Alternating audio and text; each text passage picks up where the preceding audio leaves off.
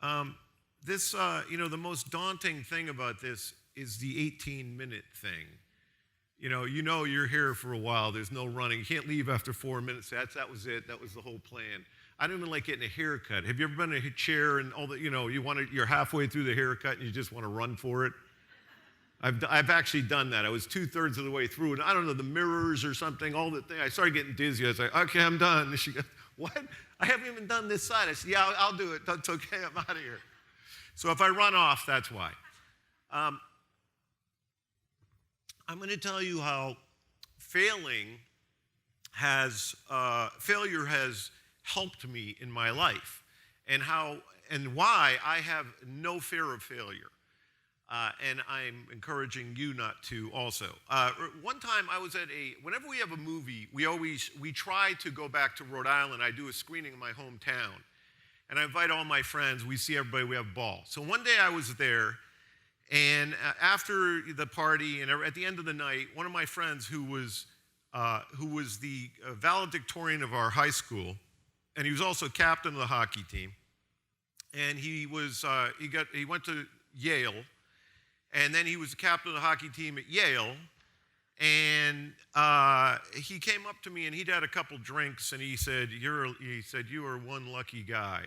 He says, you had the ability to fail, and I never did. And I was like, what are you talking about?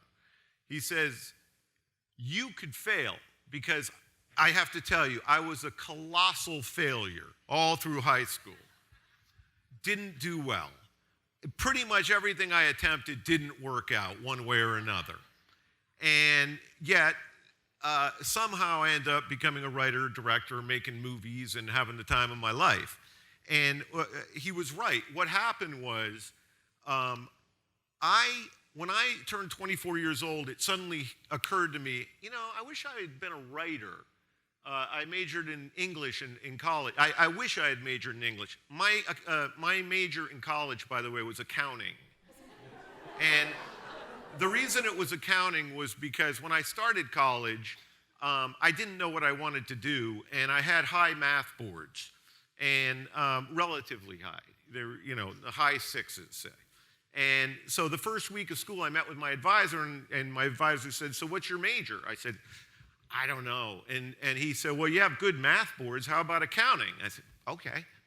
And I was an accounting major for 4 years. That's all the thought that went into it. And I did really poorly, again. And got out, became a salesman, didn't do great. And now I turned 24 years old, and I don't know what happened. I don't know if my brain just grew late or something. But all of a sudden I thought, geez, I wish I'd become a writer. I think I could do that. I was a good storyteller with my friends, and I suddenly had an interest in reading. Everything was becoming more interesting to me. And I told my friends and family, I say, I'm going to be a writer. And nobody stopped me. Nobody said, what, are you crazy? No, don't do that, because the odds of making it as a writer, I was growing up, I was in Rhode Island, and I never had met a writer. I didn't know what it meant to be a writer, but I got it in my head I wanted to be a writer. And the odds of me making it were, not good, very, very poor. But I was so used to failure, I didn't care. I had nothing to lose. I'd failed a lot. I was okay with it. It wasn't the worst thing in the world. My buddy, on the other hand, who was valedictorian, and went to Yale, his world went like this. It narrowed like a bottleneck. Like his possibilities got tighter and tighter as he went on.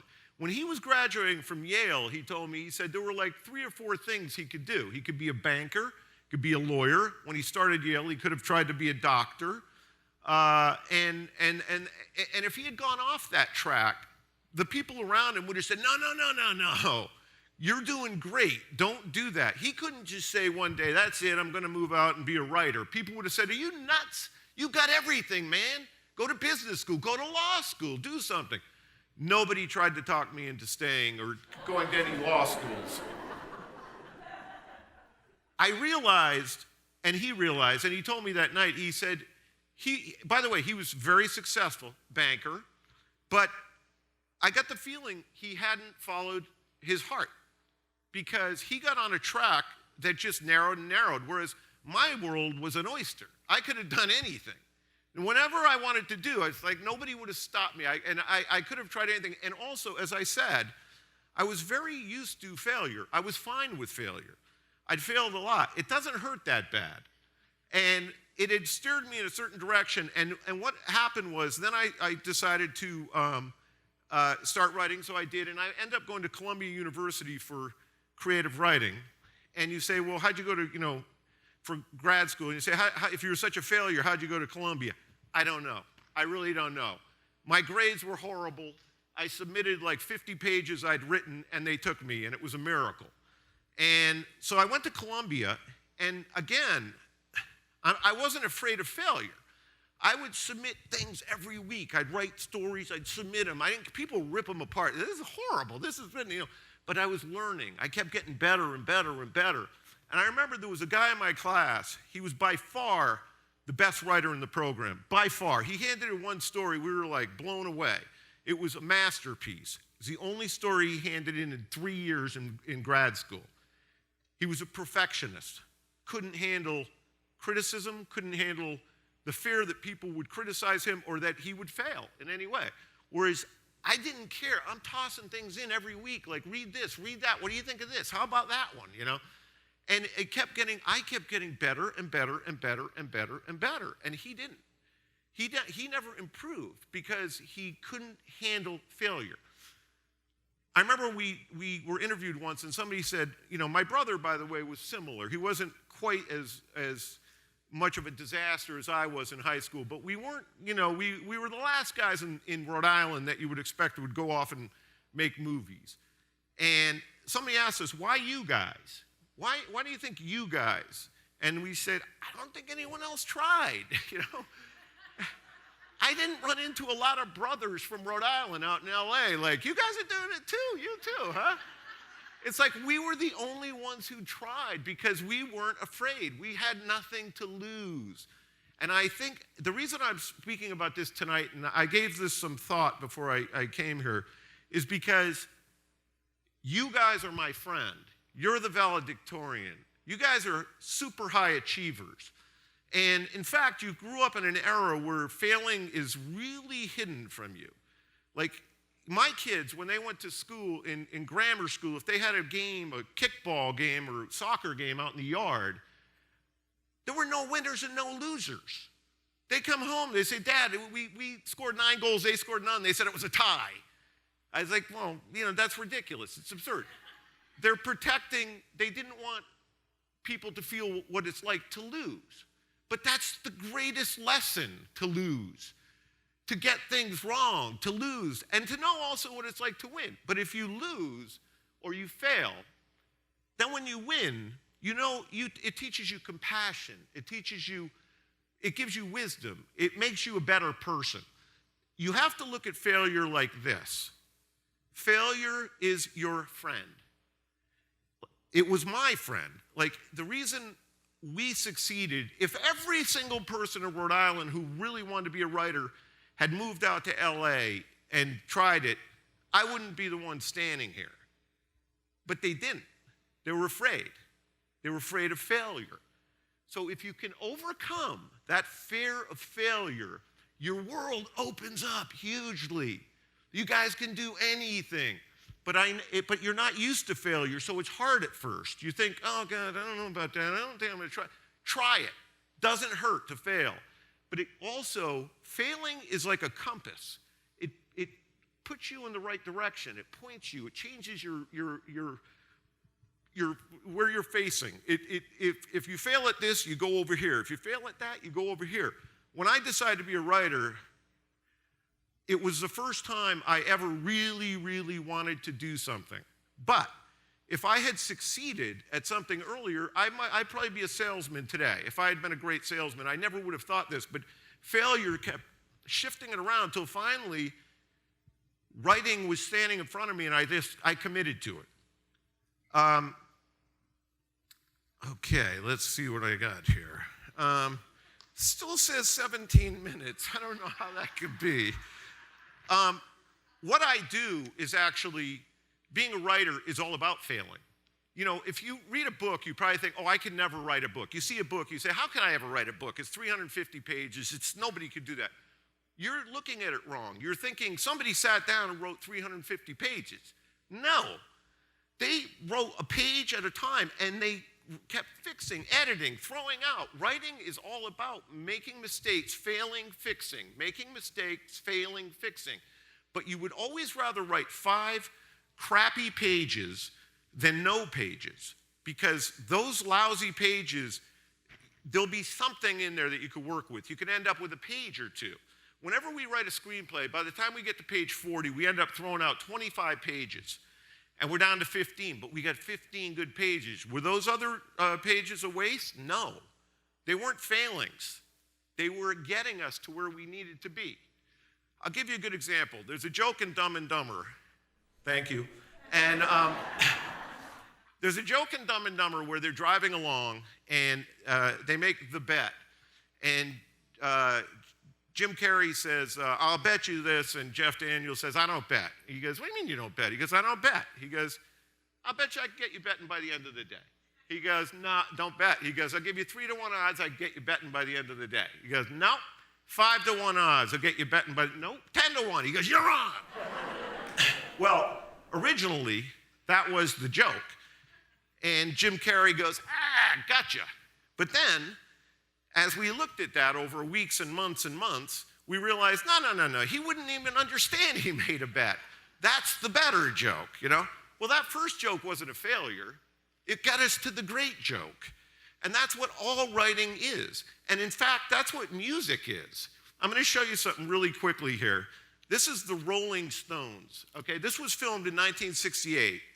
And it's, somebody filmed them writing a song. And you'll see, it looks like any of you sitting in a room having just picked up a guitar for the first time. Can we get a quick look at that?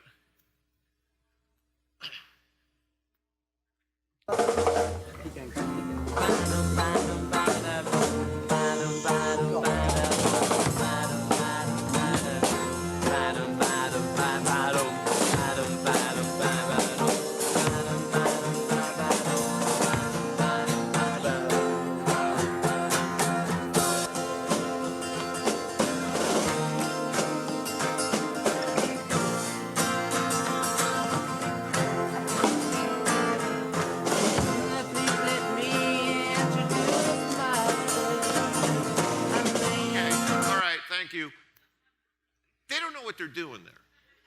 They're completely lost, as all artists are when they begin an artistic endeavor. You're winging it, you're failing left and right. And if they had walked away that day and said, that would have been a failure. But it wasn't a failure because they stuck with it, they kept working it, they found other ways of doing it, and that song became this song. Please allow me to introduce myself. I'm a man of wealth and taste. I've been around for a long anyway, year. We know that song, I hope, right? Okay, so it's a smash, great song. That's what you know, Weeknd does. That's what Kendrick Lamar does. They start with crap, and they don't quit, and they're not afraid of failing. If you're afraid of failing, you can't create. It's all about overcoming that fear. You're gonna be looking at whatever you do in life, it's gonna start off feeling like a failure. But the only way it's a failure is if you quit on it. If you pivot, change, mix it up, then that's how you succeed. Has anybody here ever heard of a thing called the Trafo Data 8008? The Trafo Data 8008. Anybody hear of that? That was Bill Gates' first company. Colossal failure. That was a company that was going to end road congestion. They had a machine that could read traffic tapes and process data to end road congestion. Didn't work. He pivoted. He tried something else. He didn't quit at that point. All inventors, like Thomas Edison said, I have not failed. I've just found 10,000 ways that won't work. That's how life is. You ever hear of a guy named Nick Woodman? Nick Woodman started a company two companies that went bankrupt. He had raised $4 million from investors, all lost. Then he started GoPro. Everybody made their money back, and he's a billionaire. Everybody fails. The Wright brothers failed. They knew when they started trying to figure out how to fly a plane, it was going to crash a lot. They knew. You can't just once get up. They were going to crash a lot. But every time they crashed, they studied the data. Those flights were failures, but they got them to that successful flight. And we're still they're flying the exact same way that they taught us how. NASA, Mars last week, found water on Mars. You look at that and say, that's amazing. Do you know that was 100,000 failures in the making? You know how many times they have to fail to keep changing to get that far? Abe Lincoln, 8 times he lost elections. He ran for senator in 1854, lost. Tried to get the VP nomination in 56, lost. Ran for Senate again in 58, lost. 1860 became president. Steve Jobs, you ever hear of a thing called the Lisa? The Lisa was a computer he invented in 1980 or 81. Colossal disaster. It cost, at that time, $10,000, which is equivalent to $24,000 today. Nobody wanted it. It was pointless. He ended up leaving the company over that and eventually came back and made Apple what it is today. Mark Zuckerberg says, successful people not only learn from their mistakes, but actually spend most of their time making mistakes. Failing builds character, and it builds calluses. If you attempt a few things and fail, you will get over it. You will get used to it, and you won't be afraid of it.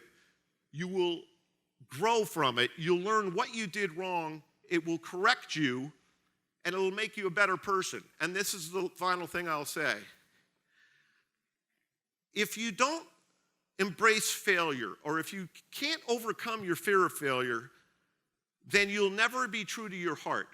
Because unless you're very, very lucky, most of the things that are really deep down inside that scare the hell out of you are the things that you want to do the most.